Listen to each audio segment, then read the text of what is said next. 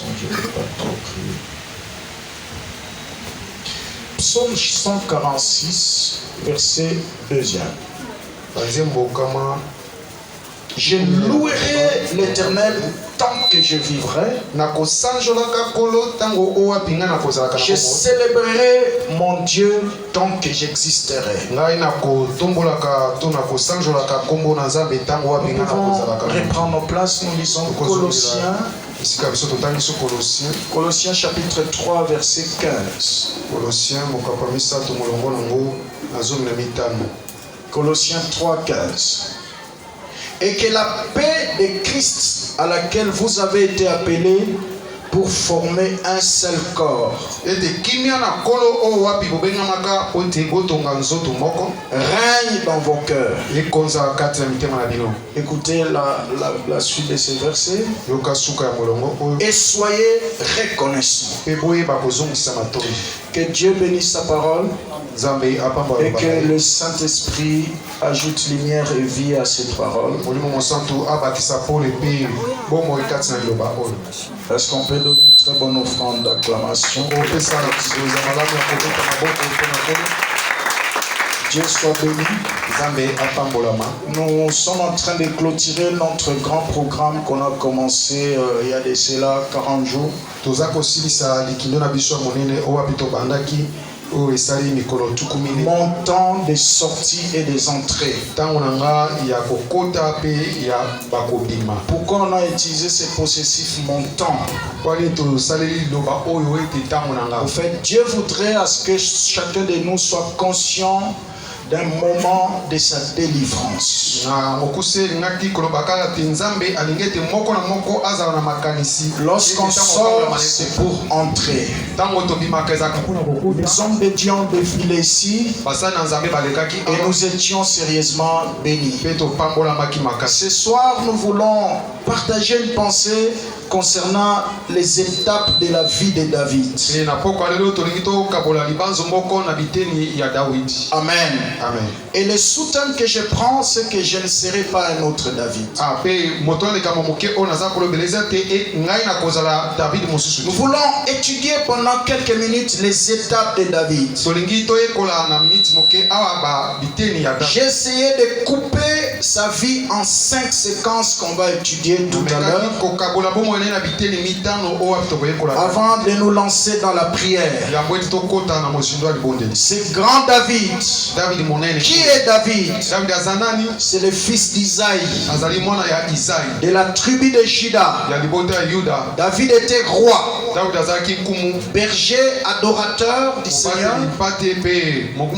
Il était aussi prophète, sacrificateur. Mais David était aussi un guerrier. Nous voulons étudier sa vie. Pourquoi je ne serai pas un autre David? 4 buts poursuivis dans ce message. Parce que nous sommes appelés aussi à être des adorateurs dans cette nouvelle dispensation qui est la dispensation de la grâce. La Bible dit il a fait de nous un royaume de sacrificateurs. Et dans les textes que nous venons de lire dans Psaume, David dit je louerai l'Éternel tant que j'existerai.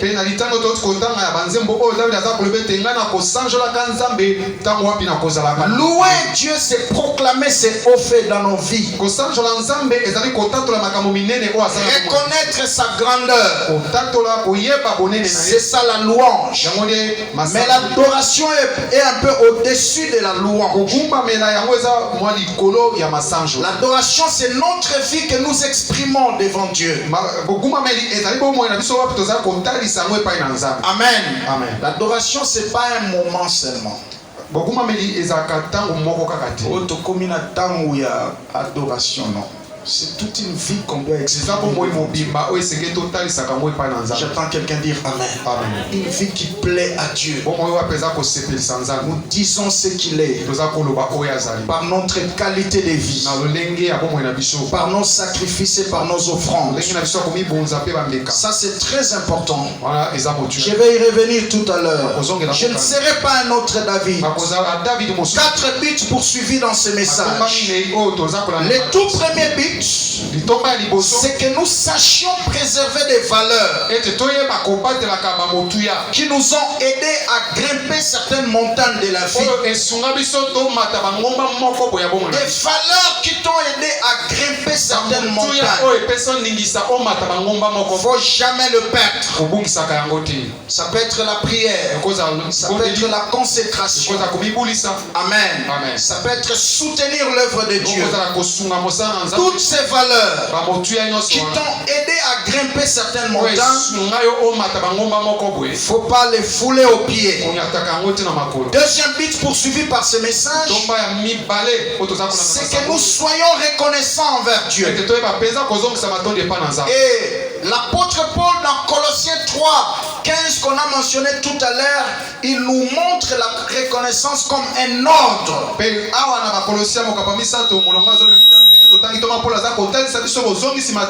Dans sa dernière partie, il dit soyez reconnaissants. C'est à la forme impérative. Donc nous devons être reconnaissants quelque part. Donc vous comprenez, au-delà de dire un simple merci à Dieu, mais nous devons manifester une attitude. Et dans cet enseignement, on nous montre que nous devons être reconnaissants. Troisième but de ce message, c'est que nous sachions garder nos cœurs dans l'humilité. Garder nos cœurs dans l'humilité. Lorsque Dieu nous fait goûter certaines miettes de bénédiction, que nous restions humbles. C'est très important.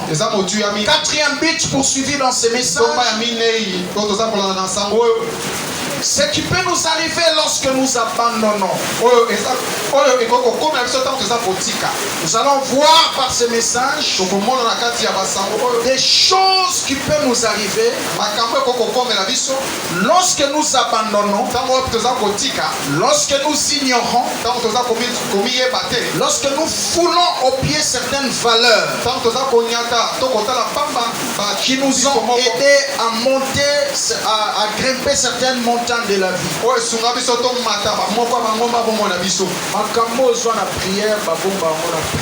Amen. Amen. Amen.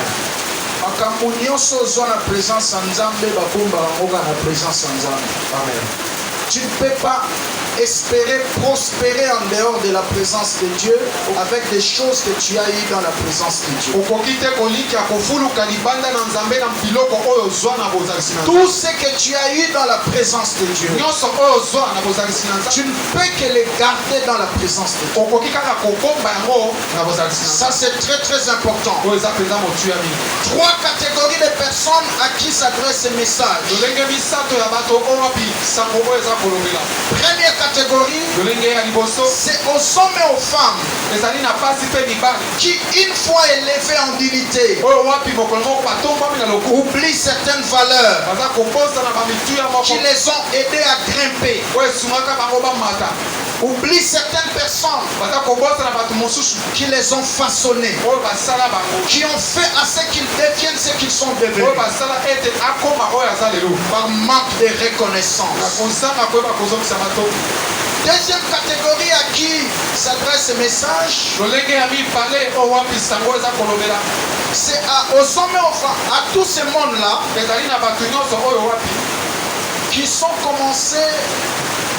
qui ont commencé à être frappés par Dieu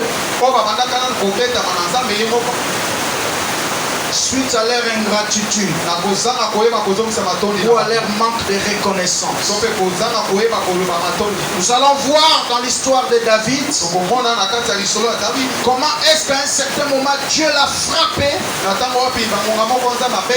il a commencé à oublier les valeurs qui l'ont aidé à devenir David que nous connaissons.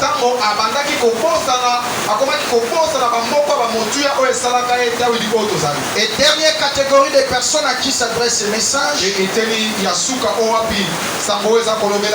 aux hommes et aux femmes ayant de grandes destinées. Ils ont des grandes destinées, ils ont un grand lendemain, mais qui auront des pistes, nous allons donner quelques pistes qui doivent les aider à contrôler leurs vertiges quand ils seront élevés.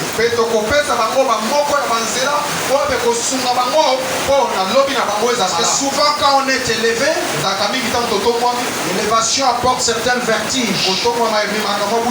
On ne sait plus entendre, on ne sait plus se contrôler.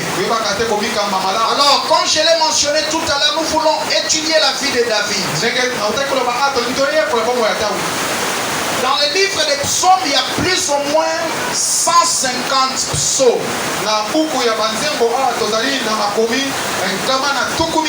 Dans les 150 psaumes, David a écrit au moins 73 psaumes. Alors progressivement, je vais mentionner comment est-ce qu'il a évolué en écrivant ces 73 psaumes et vous allez comprendre le pourquoi de ce message.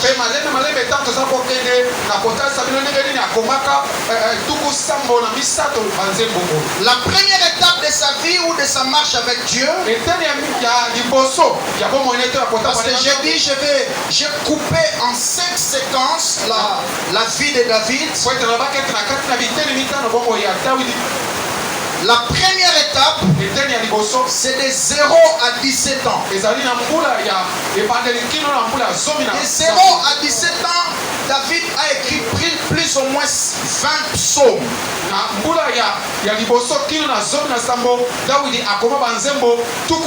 Soit 27% de tous les psaumes qu'il a écrits. Entre 0 et 17 ans de vie. Et parmi les 20 psaumes qu'il a écrits, c'est les psaumes les plus célèbres que nous avons l'habitude de dire ici, les psaumes 23.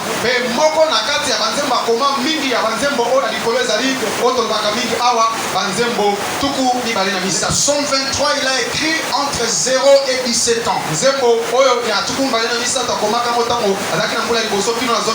Et c'est cette période qu'il était en train de conduire le troupeau de son père.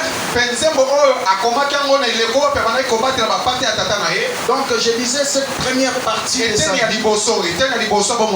Alors qu'il conduisait le troupeau de son père jusqu'à la victoire sur Goliath. Il avait 17 ans. Amen. Amen. Il a écrit 20 psaumes. Et cette période de 0 à 17 ans est caractérisée par deux choses que je vais mentionner ici. La première des choses, David avait toujours sa harpe, sa guitare à la main. Entre 0 et 17 ans. Il travaillait son don. Il travaillait son talent. Il était toujours à son poste. Dans la volonté parfaite de Dieu. Comme le dit Habakkuk dans Habakkuk 2 verset 1. J'étais à mon poste et je veillais. Entre 0 et 17 ans, David avait toujours sa harpe. Il adorait le Seigneur. Il composait des cantiques. Il faisait en sorte que sa vie soit agréée par Dieu. Comme je l'ai mentionné tout à l'heure, la l'adoration c'est au-delà d'un moment, c'est toute une vie qu'on doit exprimer devant le Seigneur. Nous devons adorer Dieu dans notre langage, dans notre façon de s'habiller, dans notre comportement. C'est toute une vie. C'est au-delà des simples paroles. Et dans cette période, nous voyons David toujours avec sa guitare. Il n'a pas abandonné le Seigneur une seule fois. Autrement dit, il était reconnaissant et Dieu les soutenait de temps en temps. Ça c'est très important. Deuxième caractéristique de cette période de 0 à 17 ans, David était attaché au Seigneur. Il était parfaitement attaché à Dieu. Son intimité était tellement profonde au point que Dieu l'a agréé dans cette période-là. Dieu l'a agréé entre 0 et 17 ans parce que sa vie était une adoration. Sa vie sentait une bonne odeur. Il était tellement attaché à Dieu jusqu'au point que Dieu l'a agréé. Dis à ton voisin, Dieu prend beaucoup de temps pour accepter et agréer une personne. Il faut être humble. J'attends quelqu'un dire Amen. Amen. Tu peux être connu des hommes, agréé par les hommes, mais encore non agréé par Dieu. Il faut continuer à diminuer. Il faut continuer à être humble. J'attends quelqu'un dire Amen. Amen. C'est très très important. Pourquoi pasteur? Il n'a même pas encore 15 ans du ministère. Un grand pasteur que je connais dans notre pays. Même ses frères, il y a 15 ans de ministère. Il y a 15 ans de pambo ya botambola na nzambe. Tosofinga mutuana.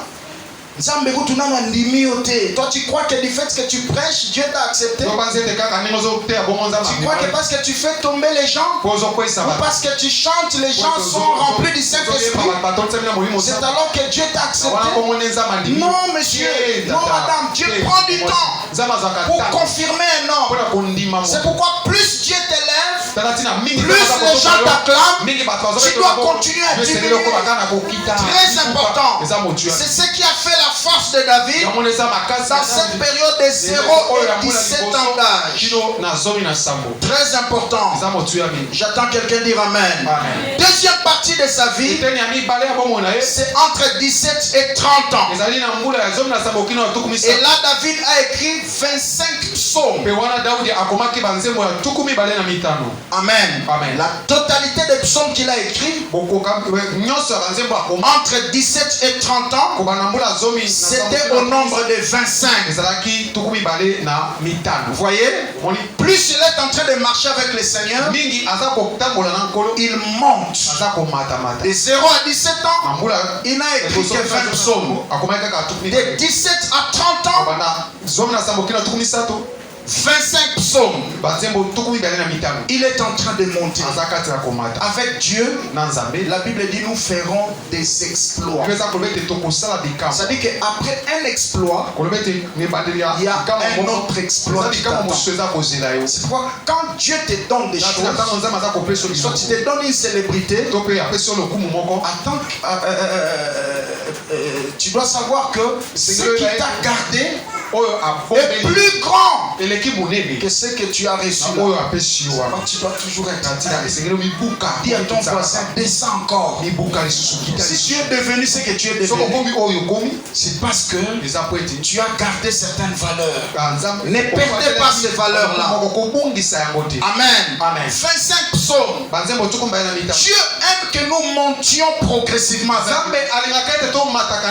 Il était à 20, il a monté à 25. Mais ici, pour votre précision, David n'est pas encore roi, mais il a déjà l'huile d'onction. Vous voyez? Mais il continue à persévérer. Ça c'est très très important. Alors, il y a quelque chose qui caractérise cette étape. entre 17 et 30 ans. Pendant cette période, David était en train de fuir le roi Saoul. Mais il ne se séparait jamais de sa harpe, de sa guitare. Il ne se séparait jamais de son épée. Parce que son épée tirait sa force dans sa harpe.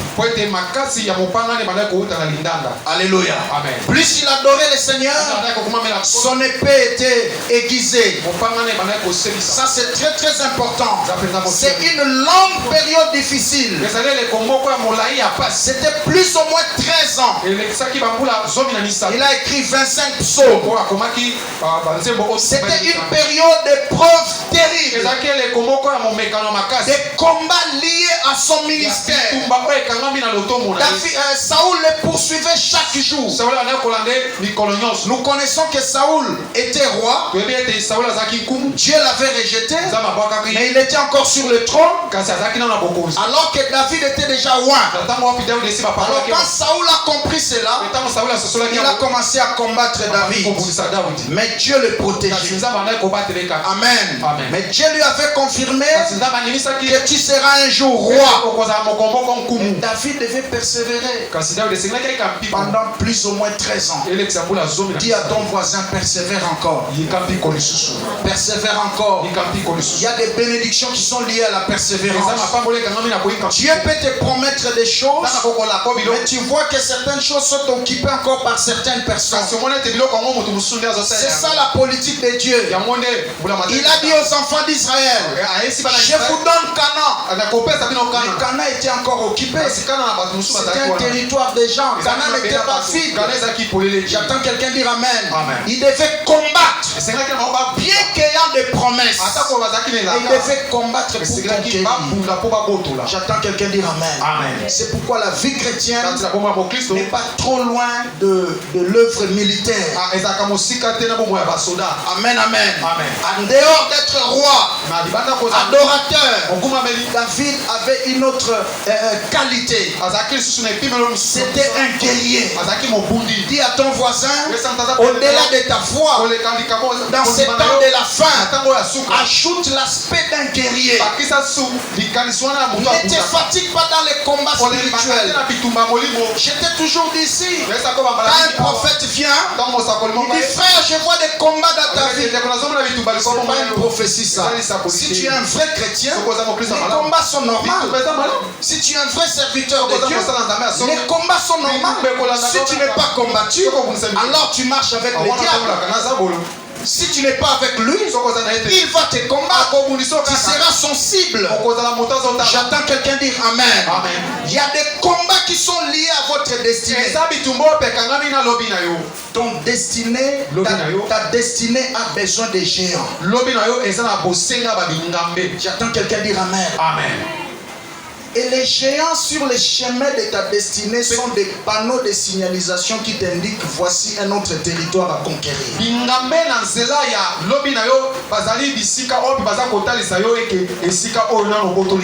Amen. Tu dois combattre pour conquérir.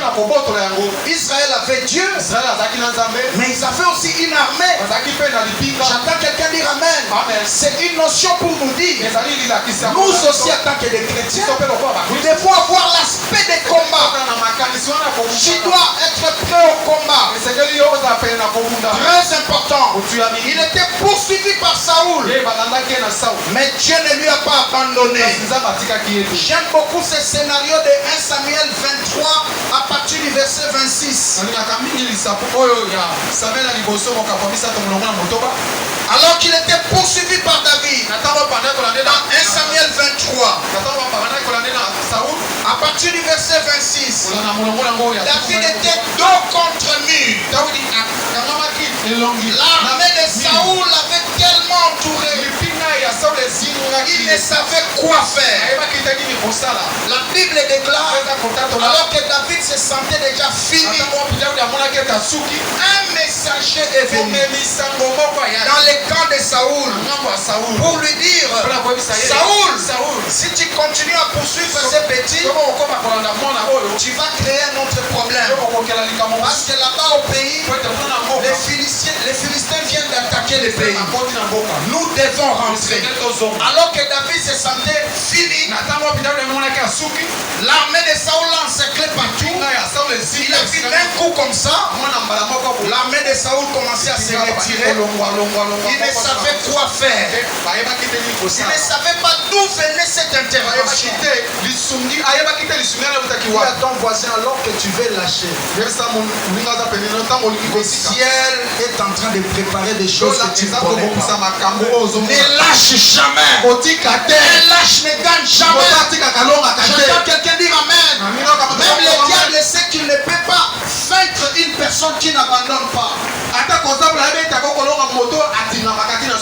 Va jusqu'au bout. Le royaume de Dieu, c'est un royaume de jusqu'au bout. Avec Dieu, on ne gagne pas à la fin si on n'a pas perdu certaines choses au départ. Accepte de perdre. C'est la loi de gagner. J'entends quelqu'un dire Amen, très bien. Amen. Ça c'est très important. David se sentait tout contre lui. D'un coup comme ça, une intervention est venue du ciel. Saoul a reçu un messager. Je dis à quelqu'un, à cette fin de l'année, alors que tu te vois dos contre lui, le ciel est en train de planifier une surprise agréable pour toi. Je dis Amen à ta place. Même si tu ne crois pas à cela, tu le verras, tu l'entendras, tu le toucheras et tu te souviendras et tu diras, Dieu était dans ce culte-là. Les choses qu'il m'a dit, le voici, je l'ai touché, je l'ai vécu et je le témoigne. Et je dis Amen à ta place. L'armée de Saoul se retire. David a dit motema likolo a qui motema kiti malamoko. Yebsa voisin kalami tenzamba kiti motema. Alléluia. Amen, amen. Alors le cœur de David a eu la paix. Oh, je prie le Seigneur qu'il donne la paix à quelqu'un. Que Dieu te donne la paix. Dans ces jours qui restent, dans ces 4 jours qui restent, que Dieu du ciel te donne la paix. Et David a appelé cet endroit c'est la Hamakletosh. C'est la Hamakletosh. C'est un mot hébreu qui veut dire tout simplement l'endroit où Dieu a adouci mon cœur. J'entends quelqu'un dire Amen. L'endroit où Dieu a adouci mon cœur. Je dis à quelqu'un, le même endroit où tes ennemis pensent qu'ils doivent écraser ta vie, c'est le même endroit où Dieu te donnera la victoire. Bientôt tu comprendras cela. Alors ne te déplace pas. Ne fuis pas tes ennemis. Ne dis pas que cet endroit n'est plus propre à ma bénédiction. Dans ce même endroit, tu verras l'intervention de Dieu. Dans ce même endroit, Dieu t'élèvera. Dans ce même endroit, Dieu te confirmera. Dans ce même endroit, Dieu fermera la bouche de tous les détracteurs qui ne croient pas en toi. Et je dis Amen à ta place. Vous avez fait un témoignage ici. Souvent quand on est à Django ici, il y a certains pasteurs qui ne croient pas en nous. Heureusement, quand on se donne à Makamboa, on dit qu'il y a un pasteur état lié. On dit peut-être qu'il y a un pasteur état lié. Moi je suis déjà délivré de ces choses. Nous venions d'une grande conférence où chaque jour il y avait plus de 1500 pasteurs à Lemba ici. Le lundi passé de la semaine écoulée, alors que je devais aller prêcher, je me sentais très faible, très épuisé. Et chaque fois qu'on me donnait des piqûres, ça me fatiguait. J'étais à 2 minutes minutes d'abandonner cette conférence. À 2 minutes. Le matin, quand je me suis réveillé, on m'a donné des piqûres là, j'étais encore très fatigué.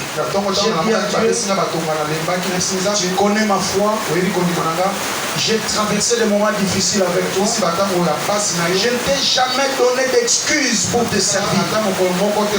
J'ai traversé des forêts de lions dans la nuit pour aller évangéliser à Isiro. Je n'ai jamais donné de raisons à toi. Alors tu vois ma santé, je suis vraiment épuisé. Si tu ne me donnes pas la force, ton nom sera humilié. J'ai senti une petite force. J'ai pris le transport, je suis allé. Arrivé là-bas, la conférence, il y avait un monde fou. J'étais à quelques minutes de démissionner. À 2 minutes, je voulais tout simplement appeler le directeur, lui dire choisissez un autre orateur. Alors que je voulais abandonner, le ciel préparait quelque chose. Dis à ton voisin, n'abandonne pas. Bientôt tu diras, c'était difficile, mais j'ai réussi. Alors, comme j'avais la charge du premier orateur, on m'a présenté, je suis passé. J'ai commencé à prêcher. Je ne sais même pas d'où la force est venue. Et des choses que j'ai commencé à dire. Après moi, c'est l'apôtre Roland Dallot qui devait prêcher. 10 minutes après ma prédication, il est entré dans la salle. J'ai continué à prêcher. J'ai prêché. Je ne sais pas quel endroit où Dieu l'a touché. J'ai terminé à prêcher. Je suis allé m'asseoir. Alors que on le présentait pour passer, il a introduit son message, il a fini. À la fin, il va me dire, évangéliste, levez-vous. Dieu m'a mis à cœur de t'offrir ma Bible. La Bible là que tu vois.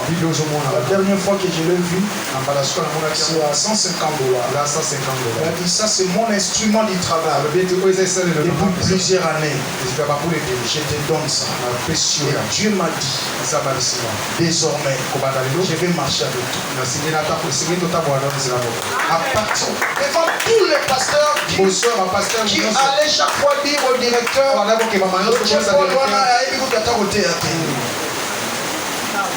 dis à ton voisin, quand Dieu veut te confirmer devant les gens, il va fermer la bouche de sa